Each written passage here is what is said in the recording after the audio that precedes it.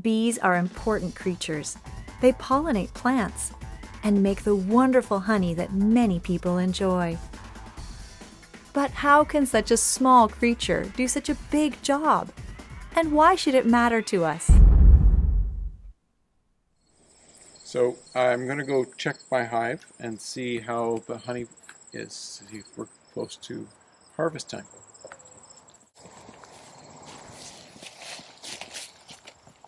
So I put on my hood, put on my gloves. Oh, it's getting stung.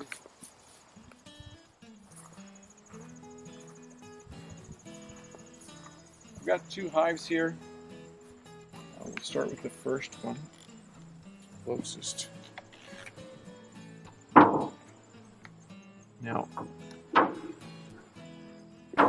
it did rain this morning, so they probably won't be happy with me going in. I'm not going to dig too deep. I'm just going to see what's in the top box. This is my hive tool. It's good for popping the lid off. Use this gripper tool. It makes it a whole lot easier than trying to pull it out with your fingers. You can see there's some honey inside the cells, but none of it has been capped over top in that frame.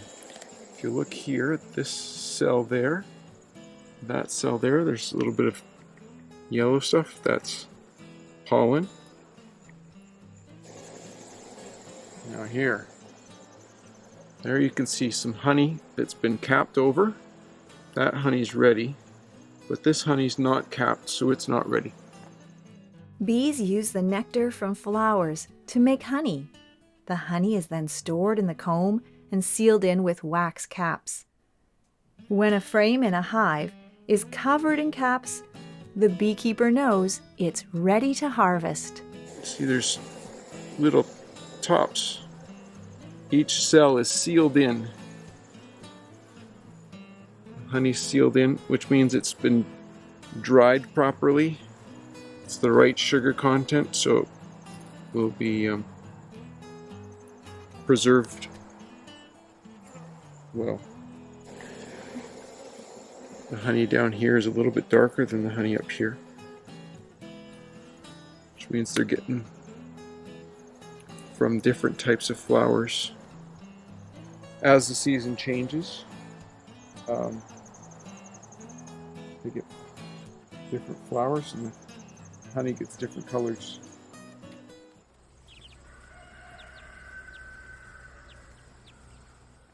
Once the honey is ready to harvest, a beekeeper will take the capped frames from the hive, which means removing the hardworking bees from the frame.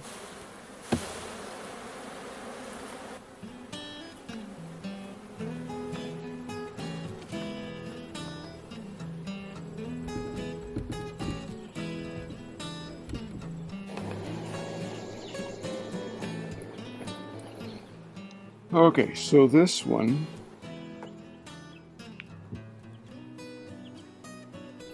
is capped on that side, not on that side. So if we move this over, slide that. There, we can take that one. It's ready.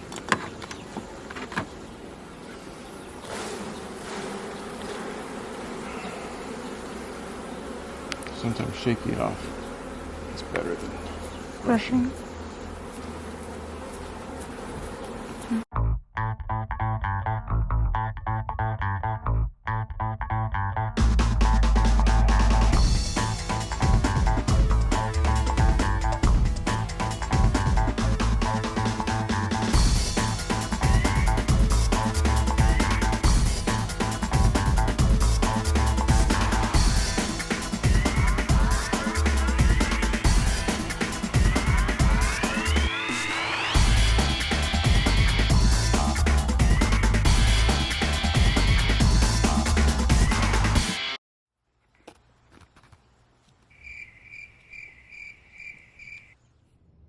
To get the honey from the comb and ready to sell, the caps must first be cut off.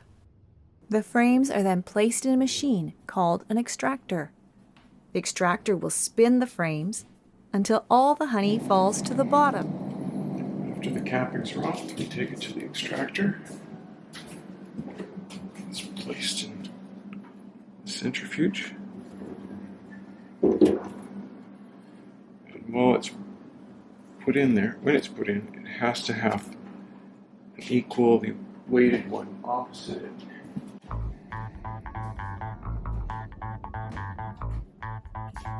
The golden liquid is now ready to be poured into small, medium, large, and bear-shaped jars to be sold at the bee farm's market cart.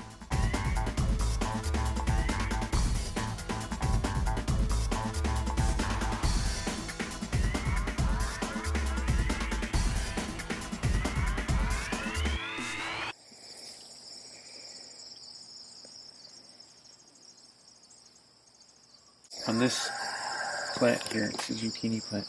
You can see the little zucchini started here, and there's a flower on the end.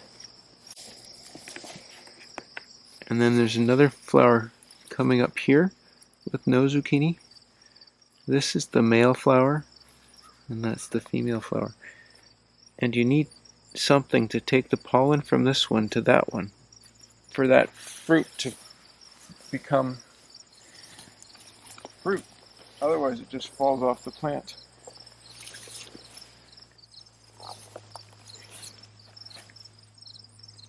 So for every zucchini, you need a pollinator. Peas as well. Peas will need bees to pollinate each flower so they can get nice full pods. Without bees and pollinators, the food that we need to survive would not grow. Although bees may seem small, insignificant, even scary, they hold an important role in nature, one that cannot be forgotten. But our bees are dying, and we need to do something about it. You can help save the bees. Plant wildflowers, let dandelions grow on your lawn, and buy organic fruits and vegetables. I gotta take the cows to the field. Blind River is one of 54 bee cities in Canada, and the bee farm is one great place to learn, play, and shop local. So next time you see a bee, remember, they're not there to sting you, scare you, or eat all your sugar. They're just there, sustaining the food chain and being all they can be.